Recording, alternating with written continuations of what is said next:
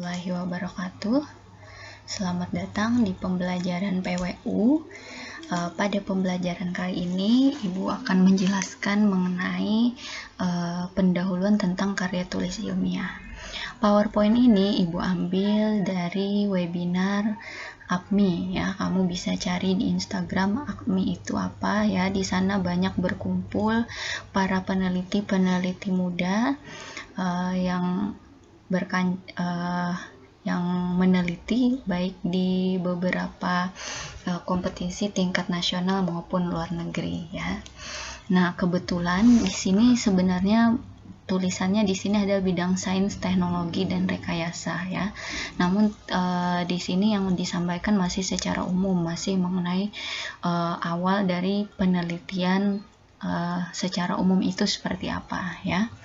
Oke, yang pertama, definisi dari penelitian atau umumnya disebut dengan riset itu adalah berdasar aktivitas manusia yang didasarkan pada observasi ya. Di sini aktivitas yang didasarkan pada observasi yang disusun dengan kaidah-kaidah ilmiah ya, secara sistematis. Ingat, yang namanya sistematis berarti runut ya. Kalian mungkin sudah belajar di awal pada pembelajaran kimia, fisika, biologi di kelas 10 itu ada yang namanya metode ilmiah ya. Nah, jadi metode ilmiah yang namanya ilmu sains itu selalu diawali dengan penelitian apapun, memperoleh konsep apapun dimulai dengan metode ilmiah ya. Nah, seperti itu. Tujuannya apa? Tujuan dari penelitian ini adalah untuk menemukan ya. Berarti menemukan entah itu adalah produk baru ya, teori baru ya. Kemudian menafsirkan ya, misalnya ada suatu hal yang masih belum jelas, kemudian diteliti sehingga dapat ditafsirkan kebermaknaannya. Kemudian merevisi ya, jadi penelitian itu tidak masalah kamu mengambil dari penelitian terdahulu, namun misalnya berbeda subjeknya atau uji yang dilakukan itu sedikit berbeda sehingga bisa memperbaiki hasil pada penelitian sebelumnya ya. Kemudian tujuannya adalah untuk meningkatkan kekayaan pengetahuan manusia berbagai aspek ya. Nah, kemudian konsep dari penelitian itu seperti apa ya? Dari konsep penelitian itu adalah yang pertama dan yang paling utama adalah dia memiliki originalitas ya. Jadi observasi atau investigasi yang dilakukan itu dia diharapkan dapat menghasilkan sesuatu. Berarti di sini ada produk ya. Ada produk baru yang dihasilkan ya, produknya original ya. Kemudian dia dapat meningkatkan kekayaan pengetahuan untuk diterapkan atau digunakan lagi oleh manusia ya. Berikutnya adalah bagaimana sih tahapan umum ketika kita ingin melakukan penelitian ya. Jadi tahapan penelitian itu adalah ini bingung Bu, mau mengambil judulnya apa ya. Nah, untuk menentukan apa yang ingin diteliti itu kita harus mengidentifikasi masalah dulu ya. Misalnya di sekitar rumah saya Bu, itu ada misalnya ada perkebunan karet banyak sekali ya. Beberapa tahun terakhir misalnya saya lihat aktivitasnya masih ramai. Kemudian pada saat pandemi ini jadi berkurang aktivitas penorehannya maupun yang lain-lain. Nah, ini berarti kamu mengidentifikasi untuk menentukan penelitian itu diidentifikasi dari masalah. Hendaknya masalah itu adalah dekat dengan kehidupan kita sehari-hari ya. Kemudian dari permasalahan itu kita rumuskan ya. Biasanya rumusan masalah itu dalam bentuk kalimat tanya ya. Ini rumusan masalah. Misalnya berapa hasil berapa ton misal ya, hasil petani karet yang bisa diambil dalam 1 minggunya misalnya itu ya. Kemudian apa yang menyebabkan pengurangan aktivitas kebun karet selama pandemi misalnya. Nah, itu adalah merumuskan masalah yang dekat dengan kehidupan sehari-hari dengan dirumuskan dalam bentuk kalimat tanya. Kemudian langkah yang kedua ini yang disebut dengan observasi pendahuluan ya, atau dengan cara mengumpulkan informasi awal, misalnya dengan bertanya-tanya dulu nih dengan petani sekitar ya, dengan bertanya-tanya dulu dengan si pemilik kebun karet ya. Setelah dapatkan informasi baru ditetapkan hipotesis. Apa itu hipotesis? Adalah jawaban sementara. Oh, misalnya ternyata ketika petani karet tadi mengalami penurunan aktivitas, misalnya karena jumlah karet yang dihasilkan pada kebun itu menurun. Apa penyebabnya misalnya ya. Nah, kemudian setelah itu kita menetapkan tujuan dari penelitiannya, misalnya tujuannya untuk mencari informasi dan lain sebagainya ya. Selanjutnya adalah menetapkan metode. Metodenya apa? Misalnya dengan cara wawancara. Itu berarti observasi. Metode penelitian itu ada kualitatif dan ada kuantitatif ya.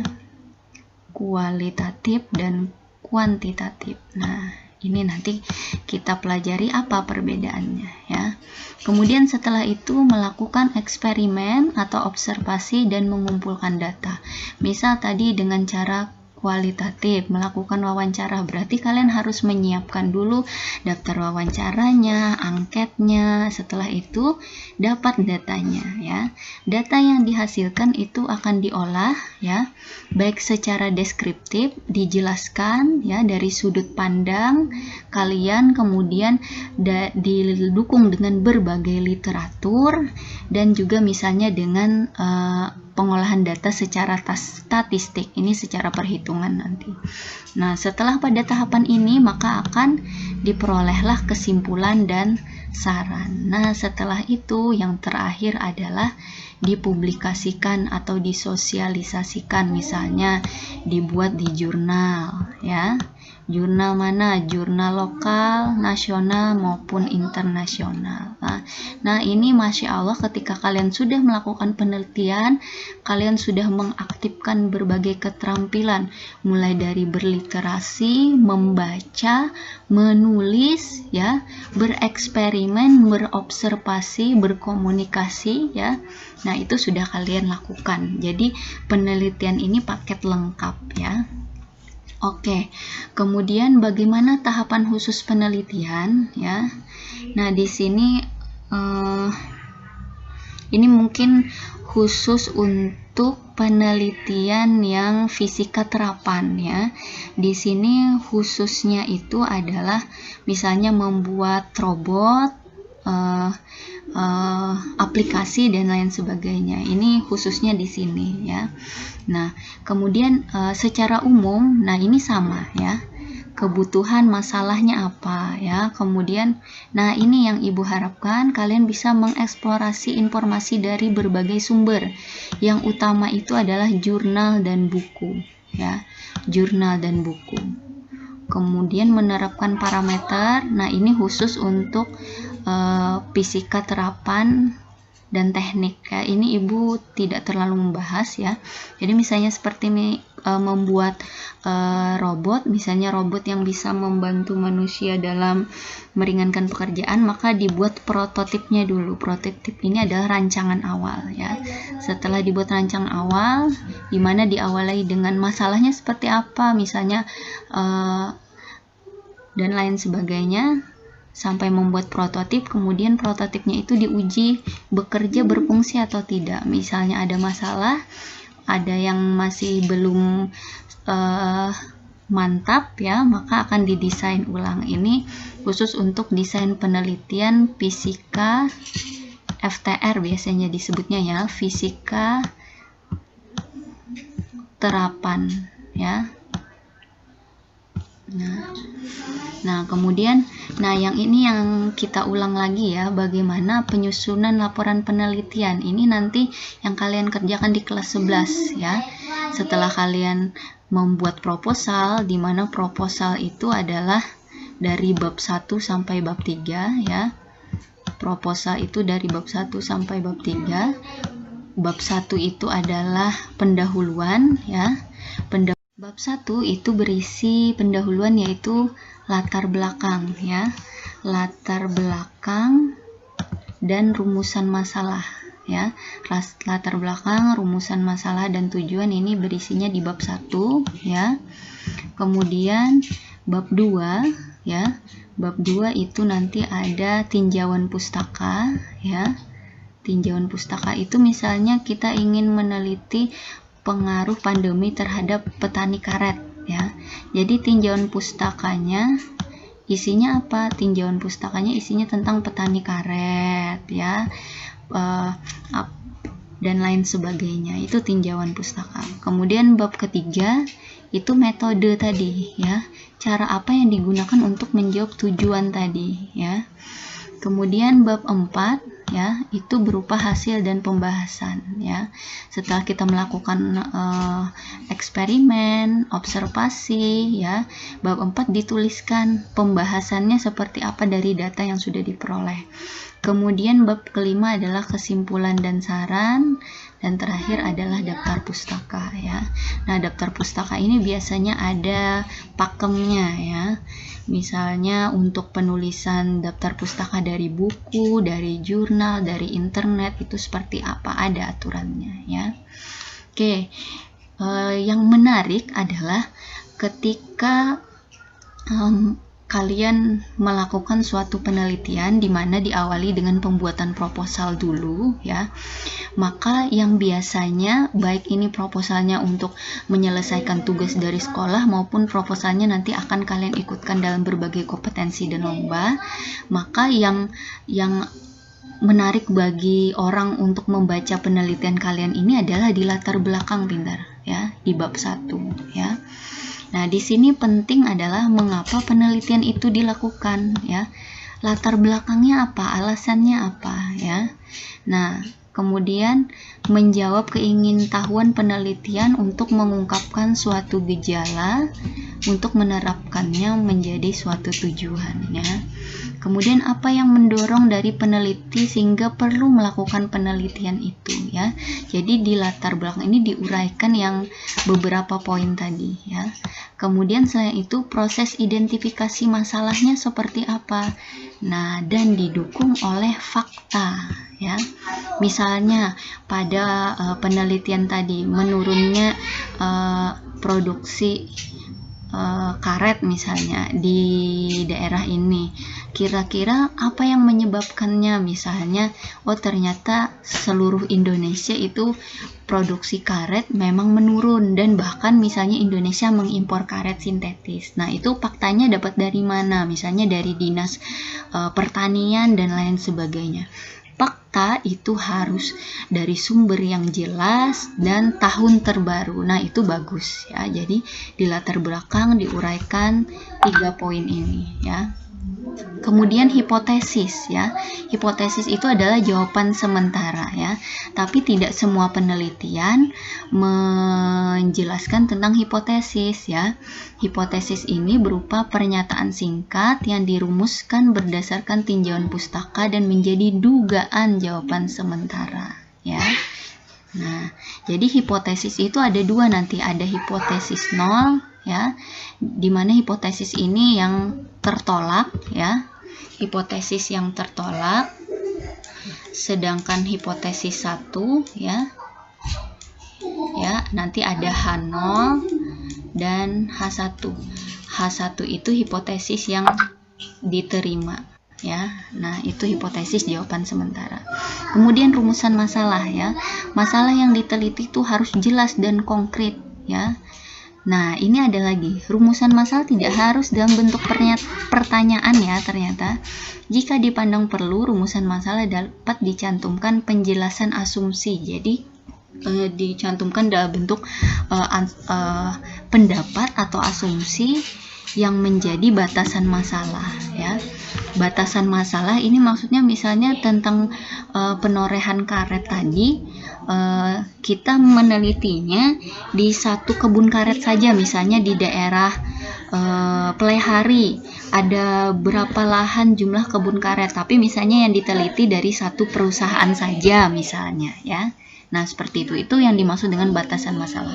Kemudian manfaat dari penelitian adalah uraian tentang manfaat konkret yang akan diperoleh dari hasil penelitian ya. Jadi manfaatnya itu untuk baik bagi peneliti sendiri, masyarakat, dan sebagai pemecahan masalah pembangunan maupun perkembangan ilmu pengetahuan dan teknologi. Kemudian tujuan penelitian itu berisi pernyataan singkat mengenai tujuan apa yang akan dicapai ya, di mana pertanyaan tujuan mencirikan jawaban dari masalah.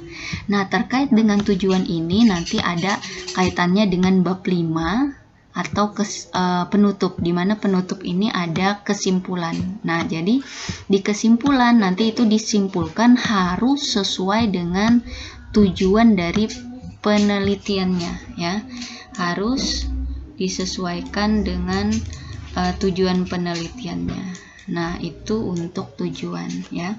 Boleh lagi spesifik, ada tujuan umum dan tujuan khusus di sini ya. Kemudian tinjauan pustaka ini yang disebutkan dengan bab 2 tadi ya. Bab 2 tinjauan pustaka ini opsional ya. Jadi isinya apa? Secara singkat mengenai gagasan penelitian ya. Gagasan penelitian, kemudian yang diuraikan apa? Tentang penelitian para peneliti terdahulu yang berhubungan dengan penelitian yang akan dilakukan ya.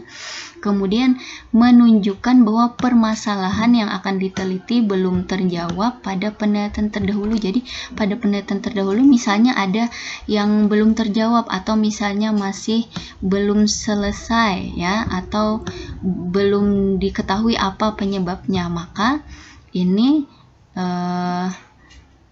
menunjukkan bahwa permasalahan yang akan diteliti. Jadi ibaratnya penelitian kita ini menyempurnakan pada penelitian sebelumnya ya. Kemudian pustaka hendaknya dijadikan acuan yang terbaru, relevan, dan primer atau sumber asli. Makanya dalam hal ini ibu selalu menekankan siswa-siswa ibu untuk selalu mengakses jurnal ya. Jurnalnya kayak apa, Bu? Nanti ibu ajari kayak apa caranya. Kamu buka Google Scholar, misalnya kamu mau cari tadi pengaruh sosial ekonomi penorehan karet di daerah bla bla bla, misalnya penorehan karet spasi PDF, langsung keluar banyak jurnal. Tapi harus kamu saring dulu jurnalnya, cari jurnal terbaru minimal 10 tahun terakhir.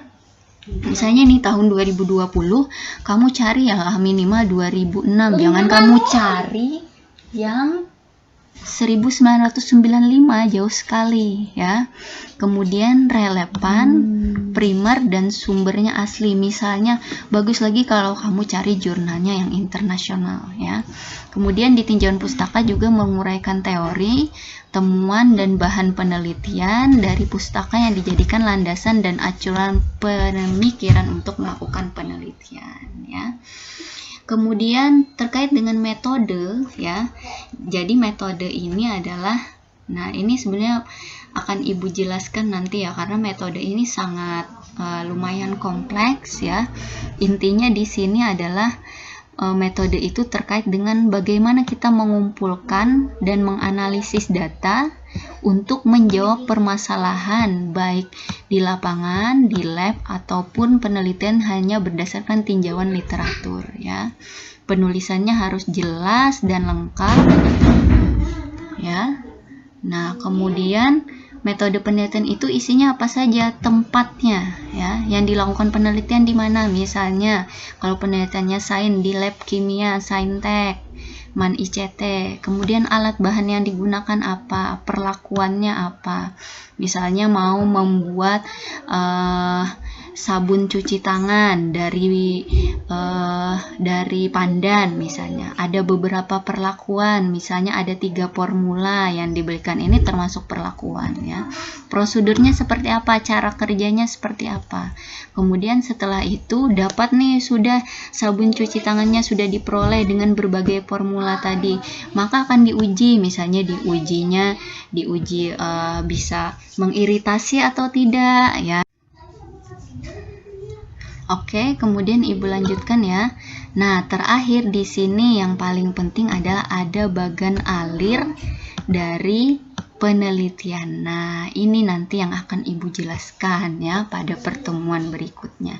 Pada pertemuan ini kita akan mengenal dulu tentang secara umum penelitian pendahuluan itu seperti apa ya. Oke, jadi secara umum penelitian itu menggunakan metode sains ya, bukan metode ilmiah maksudnya di sini ya. Dimana metode ilmiah itu dia bukan resep ya.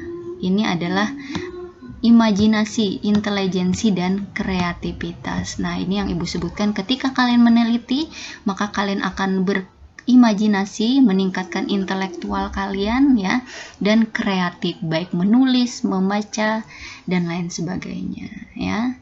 Oke, mungkin ini saja untuk pendahuluan karya tulis ilmiah.